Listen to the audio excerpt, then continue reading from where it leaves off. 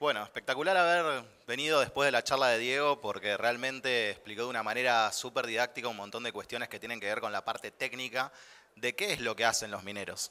La charla mía en particular tiene que ver un poco con la parte más del negocio de la minería y minería de verdad, nada de proof of stake y todo eso. Minería con hardware, con fierros, con electricidad, con ruido, con calor.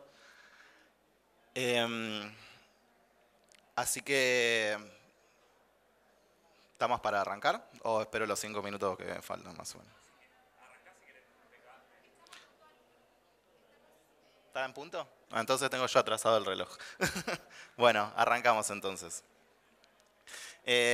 Bueno, un poquito les quería introducir quién soy yo. Básicamente, y de qué va a tratar la charla. Son aspectos generales. Acá nadie va a salir minando. Me causa mucha gracia porque hace 2 años di una charla parecida, más enfocada en GPU, y el auditorio explotaba. Estábamos ahí en la cresta de la ola. Pero ¿qué pasa? Esos no son los momentos para entrar en minería. Así que están en un buen momento para escuchar esta charla, introducirse un poco y en qué saben, una de esas capaz que encuentran un negocio para empezar, ¿no? Yo arranqué bastante temprano, obviamente como todo pionero arranqué de casualidad, yo nunca me hubiese imaginado en lo que se convirtió Bitcoin. Yo arranqué en 2011 minando Bitcoin. Básicamente me apasionaba mucho lo que era el tema del hardware, estudiaba diseño multimedial y tenía una compu bastante potente para renderizar, ¿viste? Y hacer algunas pruebitas de programación.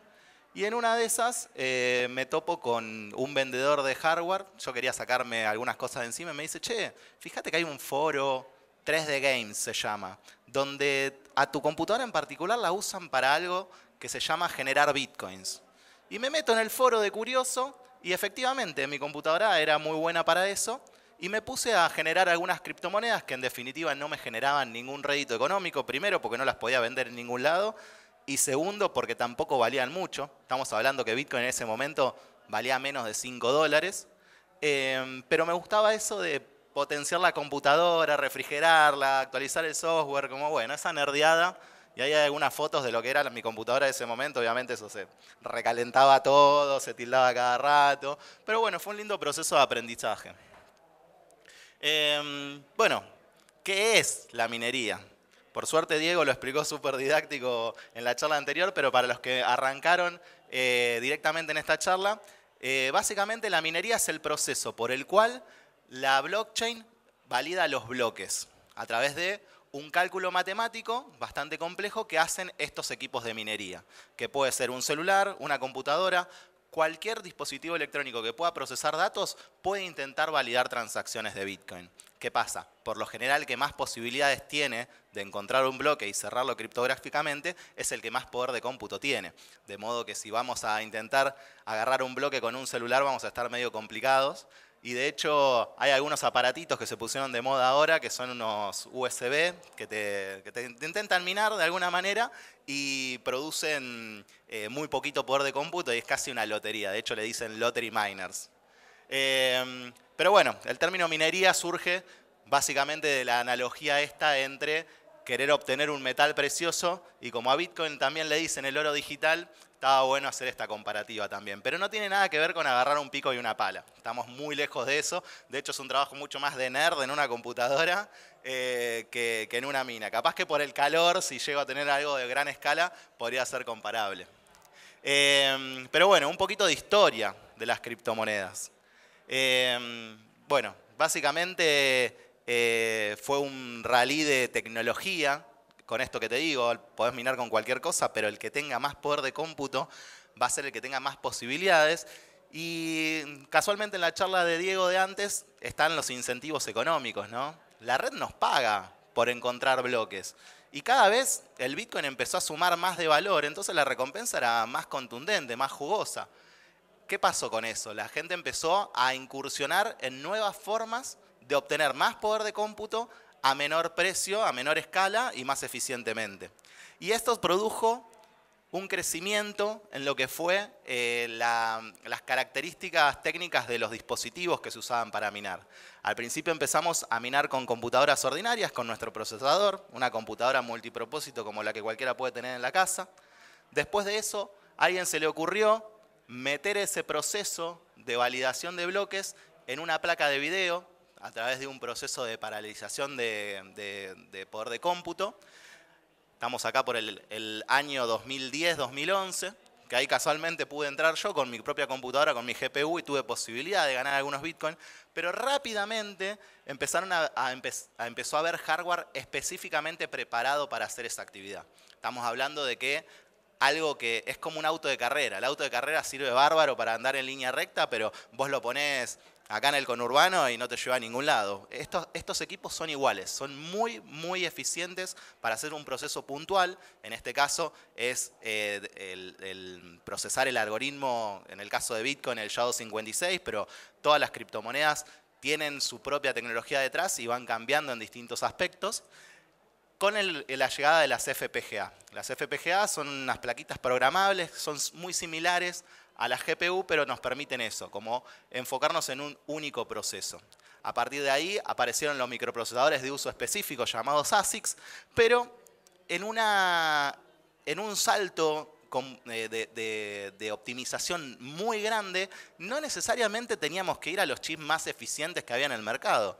Entonces la gente que fabricó los primeros ASICs se metió con chips que ya estaban prácticamente obsoletos. De hecho, los podrías comprar en China por nada, montarlos en una placa, era todo una osadía. Yo no me metí en esa por suerte, pero conozco gente de Argentina que sí. El tema era que una vez que vos empezabas y armabas todo ese proceso y podías poner a andar tu minero, ya había una tecnología superadora. Y cuando adquirías esa tecnología superadora, ya había otra tecnología superadora. Y esto en un lapso de 2 años pasamos de lo que fueron los 130, 110 nanómetros, que fueron el tamaño de los procesadores con los que se arrancó. Estamos hablando de procesadores bastante obsoletos para la época. En el momento ese creo que teníamos algo de 28 nanómetros para uso cotidiano y accesible, o sea, nuestras computadoras, por ejemplo. Y empezó a saltar de manera radical en un lapso muy chiquito de tiempo, entre el 2013 y el 2015, hasta que pasamos más o menos a estar en el tamaño de nanómetros actual, ¿no? O sea, al día de la fecha. Y esto tiene una particularidad muy interesante porque básicamente todos los que nos metimos en minería de ASICs en ese momento por el hype, llegamos tarde. Llegamos tarde y de alguna manera lo que compramos en ese momento quedó obsoleto en el lapso de 6 meses. Capaz que tardaba mucho en llegarte al minero, que se rumoreaba que las grandes marcas ya tenían esos equipos y te los largaban una vez que ya no los servían más, que obviamente es bastante creíble. Y a mí me pasó que tuve la suerte de adquirir este bichito de acá por unos módicos 25 bitcoins.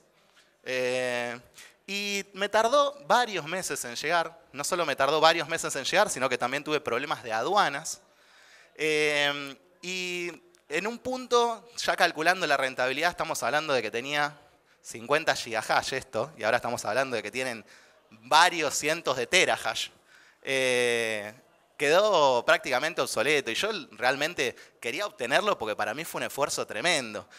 Todos los bitcoins que yo tenía en ese momento, que encima había sobrevivido a la caída de Mt. Gox, que fue más o menos mediados del 2013, y yo compré esto en noviembre lo compré antes, acá ya me dieron creo que un mes después me dieron como que me lo estaban enviando. Que eso no fue así, se atrasó el envío y toda la bola. Pero ponerle que haya sido un par de meses después de la caída de Mt. Gox, estábamos con un bitcoin a $50.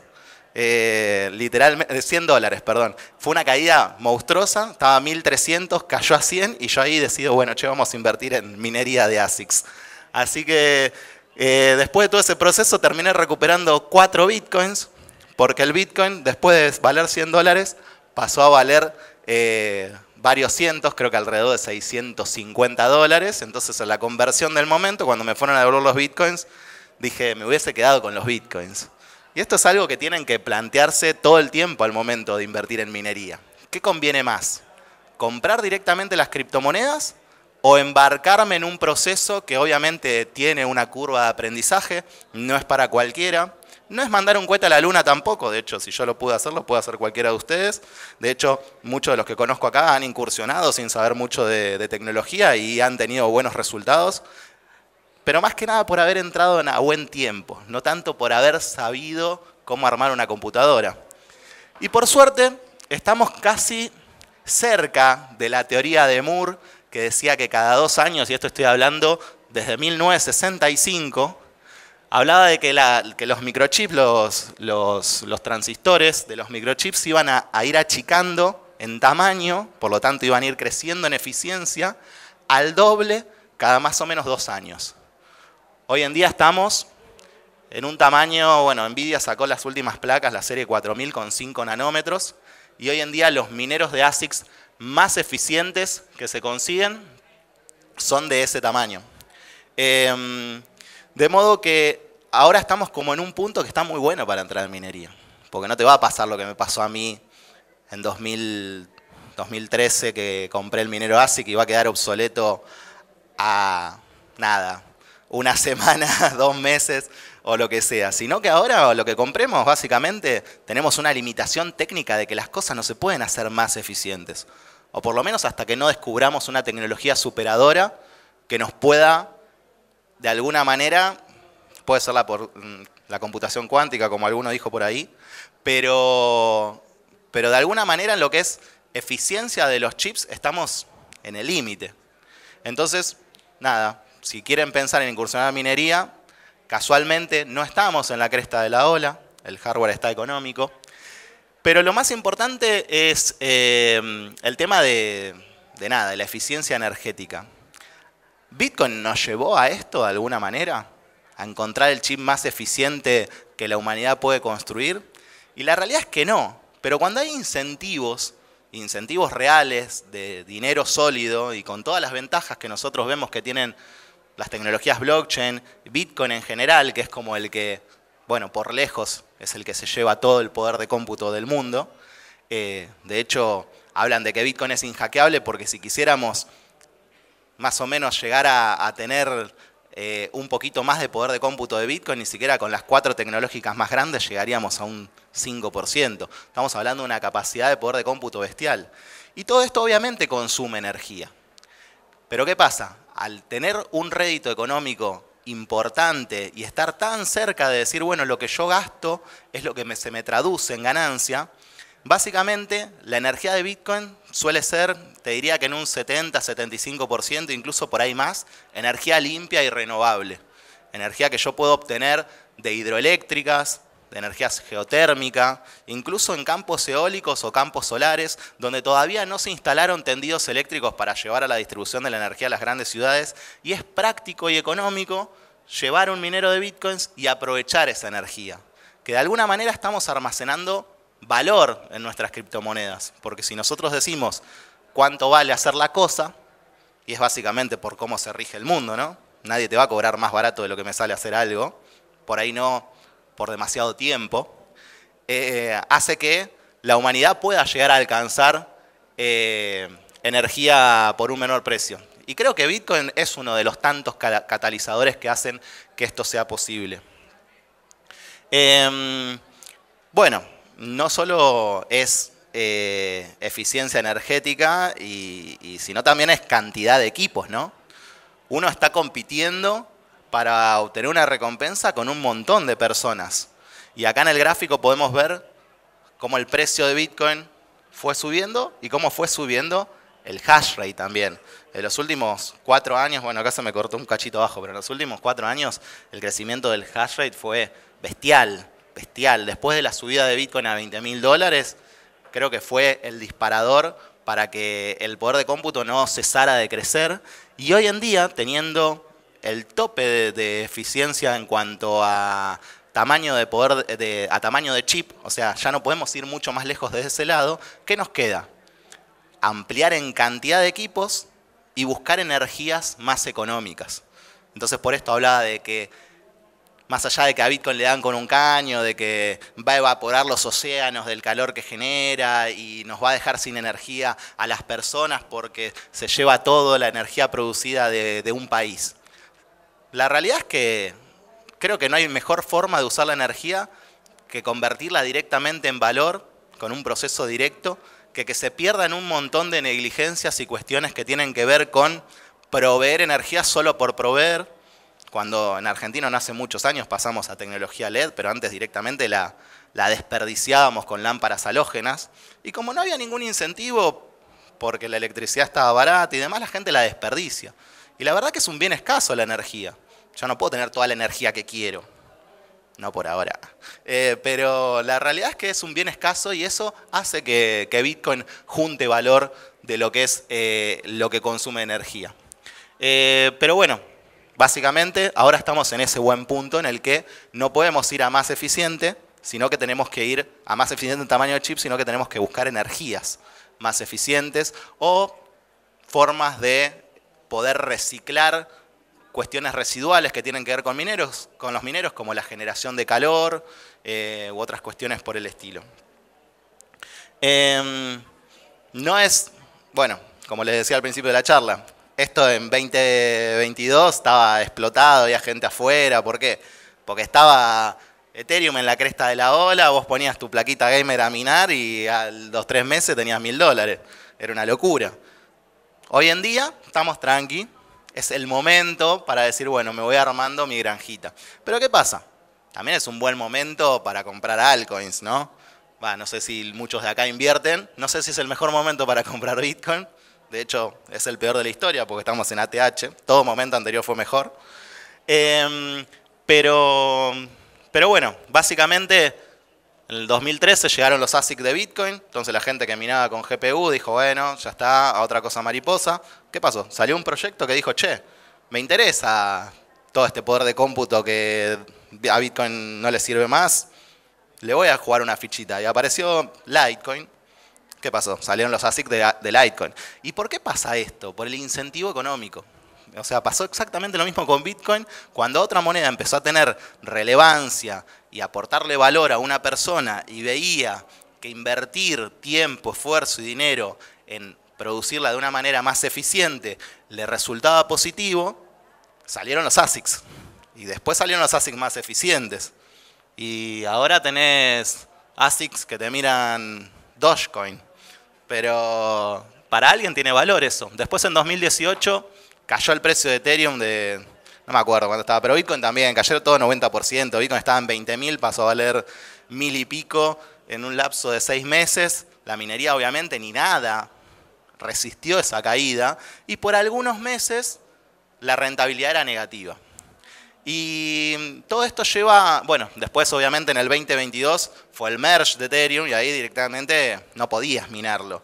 Y las demás monedas que querían captar ese poder de cómputo, era tanto el poder de cómputo remanente que dejó la red de Ethereum que no daban abasto para decir, bueno, capto todo este poder de cómputo y divido la torta entre todas estas personas y que a estas personas les sirva la recompensa que yo le voy a dar.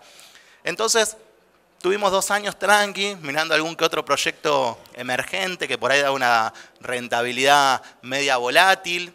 Tampoco podíamos holdear esa moneda porque al haber tanta presión de venta por parte de los mineros, como que el precio tampoco levantaba porque no estaba balanceada la oferta y la demanda en una tendencia que vos decís, bueno, hay más demanda que oferta, entonces el precio va a ir subiendo con el tiempo, me sirve holdearla, veo los tokenomics de la moneda y literalmente es una copia de la criptomoneda que salió la semana pasada, entonces tampoco aporta mucho valor. Y fueron años de experimentación. Pero bueno, lo interesante de esto es que la minería es cíclica. Entonces, cuando el hash rate está alto, la recompensa termina siendo media complicada de conseguir. Me desincentivo porque me cuesta mucho conseguir esa ganancia. Entonces dejo de minar. ¿Y acá qué pasa? Al dejar de minar, baja la dificultad. Entonces vuelve a ser rentable de nuevo. Y capaz que sale alguna tecnología nueva también que me posiciona un poquito mejor. Entonces vuelvo a entrar. Para otra persona que tenía hardware medio desactualizado, le dejó de ser rentable. Sale. Y todo se va regulando y reciclando constantemente. Y hoy creo que estamos en el punto en el que, o sea, estamos como por acá. Estamos empezando a volver a ver, por lo menos en la minería de GPU, ¿no? Porque la minería de Bitcoin en ese caso es bastante lineal. casi que siempre va en aumento, excepto como podían ver en el anterior, acá que hubo un pico bestial de caída en el hash rate. Esto fue por una decisión política. Básicamente China prohibió la minería de criptomonedas y esto hizo que el hash rate cayera. ¿Qué pasa? Los que tenían mineros conectados acá empezaron a recibir mucha más ganancia.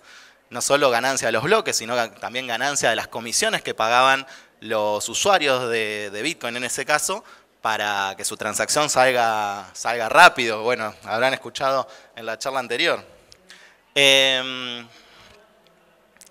Y bueno, estamos en ese punto. Estamos en el punto en el que podemos pensar, che, es un buen momento para invertir en minería de criptomonedas. Me voy a embarcar en este frenesí que hace un par de años vi a gente muy contenta por haber entrado y yo me lo perdí o capaz que entré tarde. La realidad es esa. Cuando uno está pensando en decir, largo todo, vuelve la rentabilidad. Y si no tenemos un equipo bastante viejito, capaz que hasta vale la pena. Pero bueno, también las altcoins están muy baratas. Y este es el análisis que tiene que hacer cada uno. ¿Para qué quiero minar? ¿Quiero minar por una cuestión cuasi poética de respaldar una red y darle seguridad?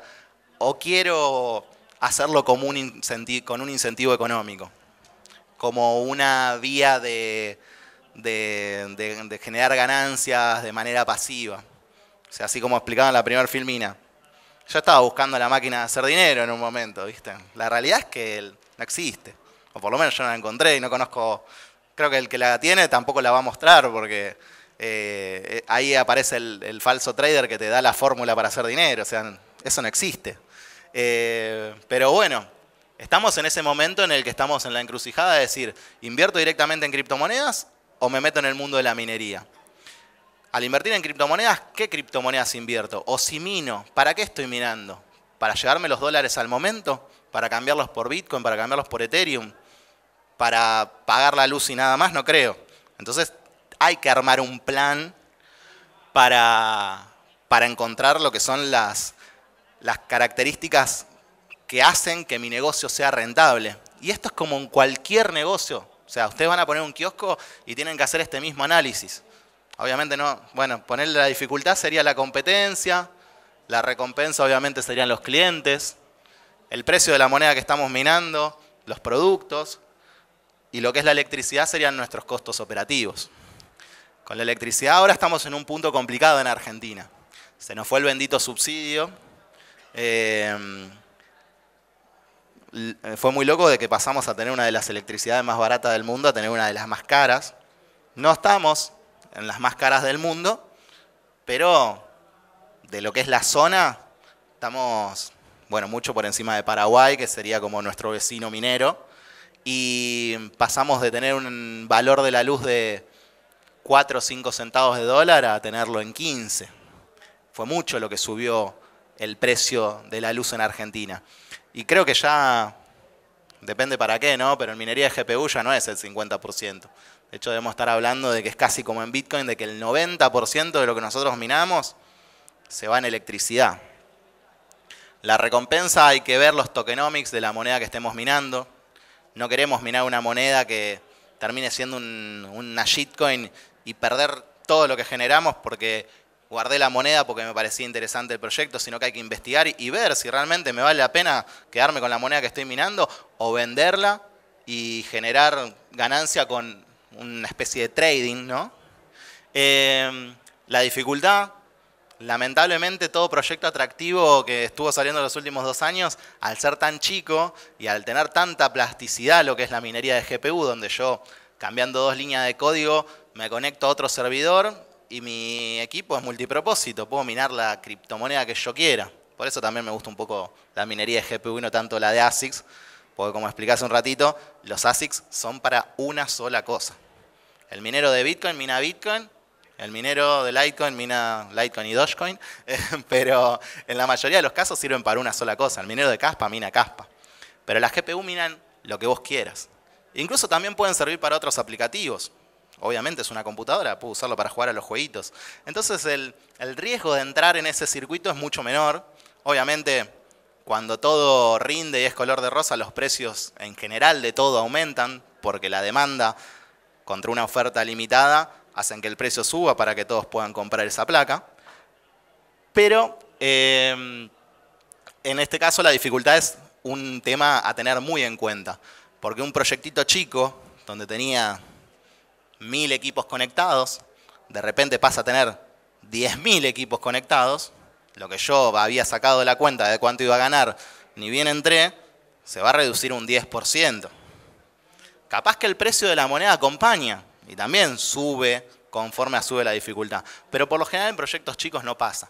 ¿Por qué debería pasar? Porque de alguna manera una moneda más sólida, con más poder de cómputo detrás, debería tener un atractivo mayor a una que no lo tiene, si es uno de los fundamentales que yo estoy planteando como característica de valor de mi moneda, ¿no? Pero bueno, básicamente cada moneda es un mundo y pensando en qué es lo que voy a minar el día de mañana, me tengo que poner a plantear todas estas cuestiones que me diferencian una moneda de la otra.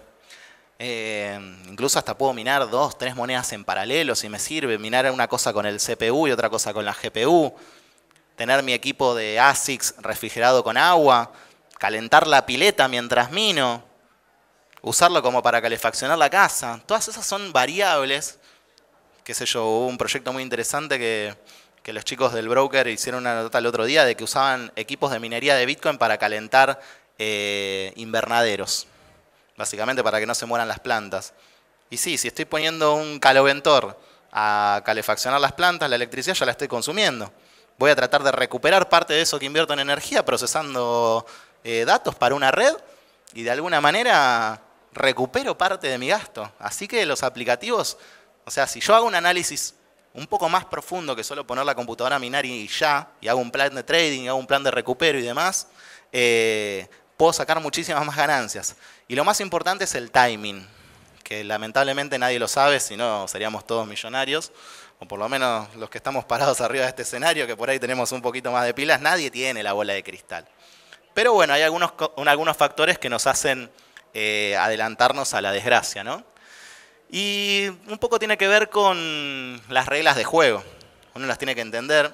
Va a haber muchas charlas sobre regulaciones y demás, pero básicamente uno se tiene que tener en cuenta lo que son las leyes del país donde está minando, si está permitido o no, qué impuestos tengo que pagar y de qué manera y por qué, lo que es la factura de la luz y los gastos que voy a tener para llevar adelante mi proyecto de minería, y obviamente el hardware, que tiene un desgaste y bueno, es producto del avance tecnológico, lo voy a tener que ir reemplazando también. Pero bueno, básicamente la minería de criptomonedas es una pieza fundamental en la mayoría de los proyectos blockchain y hace que de alguna manera alguien busque ese poder de cómputo, porque básicamente es la esencia de la moneda Proof of Work. Si no tengo minería no funciona.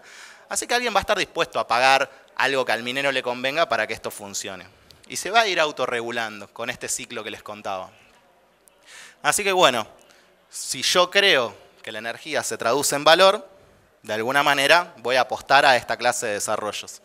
Pero bueno, para desarrollar más adelante, los voy a dejar 2 minutos para unas preguntitas. Y ahí también están mis redes, si quieren seguirme o hacerme un comentario más tarde, voy a estar encantado de atenderlos. Muchas gracias.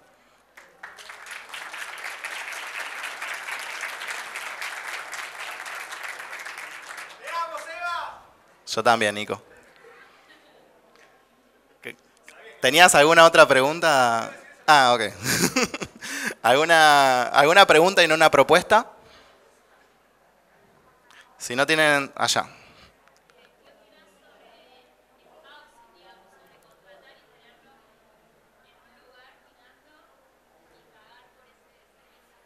Bueno, eso es una pregunta muy importante. Perdón. Me preguntaron qué opinaba acerca del housing de la minería. O sea, donde yo llevo a mi equipo o compro un equipo que ya está puesto en un lugar. ¿Qué opino de emprender la minería de esta manera? La verdad que si vos no tenés conocimientos técnicos o el espacio o la capacidad de poder poner un minero en tu casa, por la razón que sea, no tenés otra alternativa si lo que buscas es minar. Lo único que les recomiendo es no invertir en lo que es minería en la nube.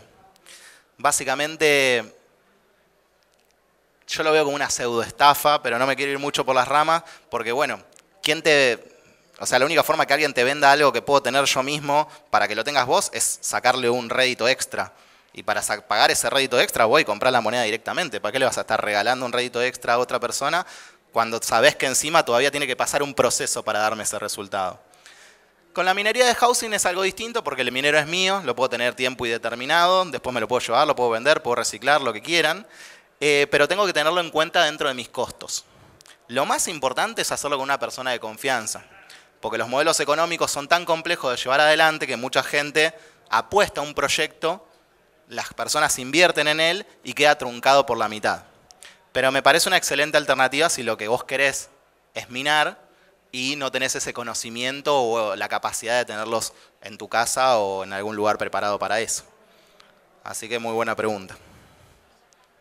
Bueno, ya estamos. Las próximas preguntas van por mensajito directo. Así que muchas gracias nuevamente y los dejo con el próximo panel.